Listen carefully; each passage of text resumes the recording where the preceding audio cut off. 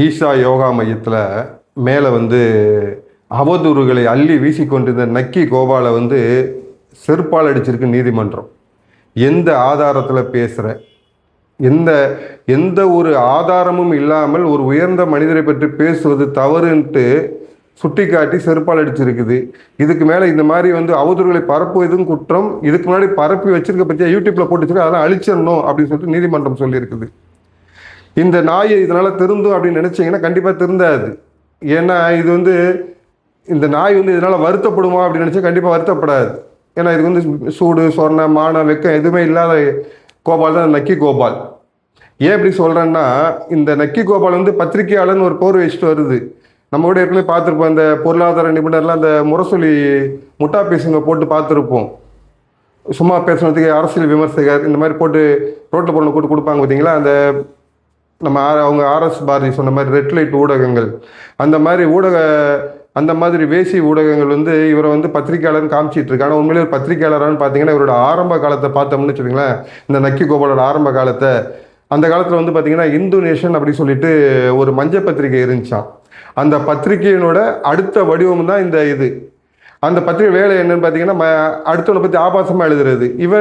இந்த நக்கி கோபால் வேலை என்னென்னா, ஏதாவது நடிகரை பற்றி உனக்கு அவனுக்கு தொடர்பு இருக்குன்னு பேப்பரில் போட்டுருவான், பணத்தை தருவியா இல்லையா அப்படின்னு சொல்லிட்டு அடுத்தவங்கள் அந்தரங்கத்துக்குள் மூக்கை நுழைத்து அதை வைத்து காசு பார்த்த ஒரு ஈனப்பிறவி தான் இந்த நக்கி கோபால்.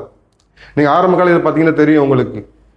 ஆனால் அடுத்தவருடைய அந்தரங்கத்தில் நுழைஞ்சிட்டு பார்த்துட்டே இருந்தோன்னா திமுக பார்க்குது, இப்படி ஒருத்தர் நமக்கு தேவை அப்படின்னு கூப்பிட்டு அவனை தான் நக்கி கோபாலை வளர்த்ததில் பெரும்பங்கு கருணாநிதிக்கு உண்டு.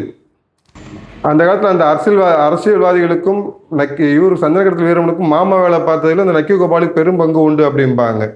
நம்ம கர்நாடக திரைக்கலைஞர் ராஜ்குமாரை கடத்திட்டு வரும்போதும் சரி, அதுலேயும் சரி, அதில் பெரும் காசு பார்த்ததாகவும் சொல்லுவாங்க. குற்றச்சாட்டு உண்டு இவர் மேலே.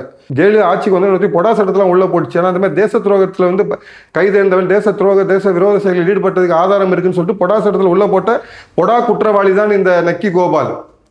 ஆனால் இன்றைக்கி என்ன அடுத்து என்ன பார்த்தீங்கன்னா, அடுத்து திமுக ஆட்சி வந்த உடனே அவங்க வழக்கெல்லாம் போடுவாங்க. இவங்க பண்ணுற குற்றச்சாட்டு வழக்கு போடுவாங்க. அடுத்து திமுக ஆட்சி வந்த உடனே அந்த வழக்கெல்லாம் ரத்து பண்ணிடுவாங்க. அரசு சார்பு போட்ட வழக்கெல்லாம் ரத்து பண்ணிடுவாங்க. அந்த திமிரில், அந்த தைரியத்தில், அந்த ஆணவத்தில் இது ஆடிட்டு இருக்குது. எப்படியும் அடுத்த ஆட்சி ஒரு நாள் இனிமேட்டு அடுத்த ஆட்சி வரப்போகிறது கிடையாது. இனிமேட்டு இதுக்கு உள்ளே வச்சு குமுறு கஞ்சி காய்ச்சறது தான், ஜெயிலுக்குள்ள வச்சு குமுறு கஞ்சி காய்ச்சறது தான் இதுக்கு. அதற்கு முதல் படி தான் இந்த ஈஷா யோகா மையத்தை பற்றி அவதூறு பரப்பியதற்காக நீதிமன்றம் செருப்பால் அடித்தது. சரி, இவங்க ஈஷா யோகா மையத்தை பற்றி இவ்வளோ பேசுகிறாங்க. பக்கத்துலேயே காருண்யான்னு ஒன்று இருக்குது. அந்த ஏசு அழைக்கிறார், நேராக ஏசுகிட்ட பேசக்கூடிய ஒருத்தர் இருக்காரு. அவர் அங்கே ஒரு கல்லூரி, ஒரு காருண்யா நகர் ஒரு அறிவிக்கப்படாத ஒரு அரசாங்கத்தையே நடத்திட்டு இருக்காரு. அங்கே பல மரணங்கள் நடக்குது, யாருமே விசாரிக்க வரமாட்டேங்கிறாங்க அப்படின்னு அங்குள்ள மக்கள் குற்றச்சாட்டு. ஆனால் அதை பற்றி எதுவுமே இந்த நாய் பேசவே பேசாது. ஆனால் இவரை பற்றி மட்டும் நக்க வந்துடும், இங்கே வந்துடும். ஆனால் அவனை என்ன செய்ய, நேராக ஈஷா மையத்துக்கு வந்துடும். இவர் ஒருவேளை குற்றச்சாட்டு, இவர் ஒருவேளை தவறானவராக இருந்தால் கண்டிப்பாக அந்த நாய்க்கு எலும்பு துண்டை போட்டிருப்பார். ஏன்னா தப்பு பண்ணுறேன் அது சொல்ல மடியில் கணம் இருக்கிறோம், தூக்கி நாய்க்கு கொஞ்சம் போட்டு தான் போகணும். அவருக்கு மடியில் கணமே கிடையாது, போடா அப்படின்ட்டு சரி போடா நாயை அப்படின்னு சொல்லிட்டு எட்டி வயசு இருப்பார் போல இருக்கு. அதனால் இந்த நாய் குலைச்சிக்கிட்டே இருந்துச்சு. இன்றைக்கி நீதிமன்றம் தீர்ப்பு சிறப்படைச்சு மட்டும் குலைச்சி அவ்வளோதான் பார்த்தீங்கன்னா அடிச்சிருக்குது. ஆனால் அவனை ஈஷா மையத்தை சொல்கிறது, வனத்தை அழித்து விட்டார், வனத்தை ஆக்கிரமித்து விட்டாருன்ட்டு. அவரிடம் ஒரு முறை பத்திரிகையிலேருந்து கேட்கும்போது அவர் தெளிவாக சொல்கிறாரு, நான் இங்கே வர்றதுக்கு முன்னாடி இங்கே என்ன வெப்ப சூழல் இருந்துச்சு அப்படிங்கிறத நீங்கள் கூகுளை கேளுங்க, வானிலை அறிஞர்களை கேளுங்க, வானிலை நிபுணர்களை கேளுங்க. நான் வந்ததுக்கு அப்புறம் இங்கே என்ன வெப்பநிலை இருக்குன்னு பாருங்கள். நான் வந்ததுக்கு அப்புறம் 7 டிகிரி குறைஞ்சிருக்குது வெப்பநிலை. அதற்கு காரணம் நான் காடுகளை உருவாக்கினேன். நான் கஷ்டப்பட்டு காடுகளை உருவாக்கியிருக்கேன். நான் கஷ்டப்பட்டு இந்த ஏரியாவை பசுமையாக வச்சுருக்கேன். அதனால தான் இங்கே வெப்பநிலை குறைஞ்சிருக்குது. உலக வரலாற்றில் ஒரு இடத்துல வெப்பநிலை கூட்டிகிட்டே இருக்க சொல்ல குறைஞ்ச ஒரே இடம் இந்தியாவில் தான் இருக்குது. அதுவும் தமிழ்நாட்டில் கோவையில் தான் இருக்குது. அப்பேற்பட்ட ஒரு பெரிய அர்ப்பணிப்புக்கு சொந்தக்காரரை பார்த்து இந்த நாய் குலைக்குது. இன்னைக்கு நீதிமன்றம் செருப்பால் அடிச்சிருக்குது. அடுத்த ஆட்சி வரும்போது கண்டிப்பாக கழிவு இங்கே தான் போகுது. என்னன்னா இந்த மாதிரி இந்த நக்கி கோபால், அந்த தெருப்பொறிக்கை காந்தி, அந்த திருமுருகன் சொல்லி அந்த டேனியல் திருப்பூரிக்கு காந்தி, நம்ம கட்ட பஞ்சாயத்து கட்சி விடுதலை சிறுத்தைகள், திருமாவளவன், இவங்கெல்லாம் பார்த்தீங்கன்னா இந்த மாதிரி அந்நிய மத அடிமைகள், அந்நிய மத கைக்கூலிகளுக்கு, தேச துரோகிகளுக்கு, தேச பயங்கரவாதிகளின் கைக்கூலிகளாகி போயிருக்காங்க இவங்கெல்லாம். ஏன்னா நம்ம திருமாவளவன் பார்த்துருப்போம், எப்பயுமே இந்த தடை செய்யப்பட்ட பயங்கரவாத இயக்கமான பாப்புலர் ஃப்ரண்ட் ஆஃப் இந்தியாவை ஆதரித்து பேசினவர்.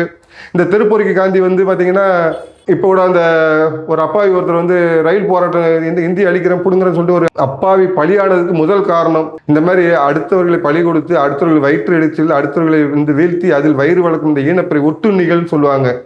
அடுத்த மேலே உட்காந்து அந்த ரத்தத்தை உறிஞ்சி அப்படி சாப்பிட்றது, அதை வச்சே வளருது. சுயமாக சிந்திக்க தெரியாது, சுயமாக உழைத்து முன்னேற தெரியாத இந்த ஜந்துக்கள் இருக்கிறவனை ஏமாற்றி இருக்கிறவனை ஏய்த்து பிழைத்து கொண்டு இருக்குது. இனிமேட்டு அது நடக்காது. இதுக்கு முன்னாடி அந்த கருப்பு கலாச்சாரம் இன்னொரு இப்போ ஏப்ரல் 23 ஒழியுது. மே 4 ஒரு தெய்வீக அருள் வந்து தமிழகத்தை பரவ போகுது. அப்போ வந்து இந்த மாதிரி திருட்டு நாய்கள்லாம் ஒளிஞ்சிடும், தமிழகம் தலைக்கும். அதுக்கு நீங்கள் வந்து ஏப்ரல் 23 மறந்துடாதீங்க. நம்ம யாருக்கு வாக்களிக்கிறோங்கிறத பொறுத்து தான் இந்த ஈனப்பிறவிகளுடைய தொல்லைகள் இருக்கணுமா, இந்த மஞ்சள் பத்திரிகை நடத்துகிற நக்கி கோபால் போன்றவர்களுடைய தொல்லைகள் இருக்கணுமா வேணாமாங்கிறதையும், கஞ்சாவுக்கு அடிமையாகணுமா, கல்வி பயிலணுமா, கொள்ளையடிக்கணுமா, கோபுரத்தில் உட்காரணுமாங்கிறத ஏப்ரல் 23 நீங்கள் அளிக்கும் வாக்கில் தான் இருக்குது. திராவிட இருள் அழியட்டும், தெய்வீக ஒளி பெருகட்டும்.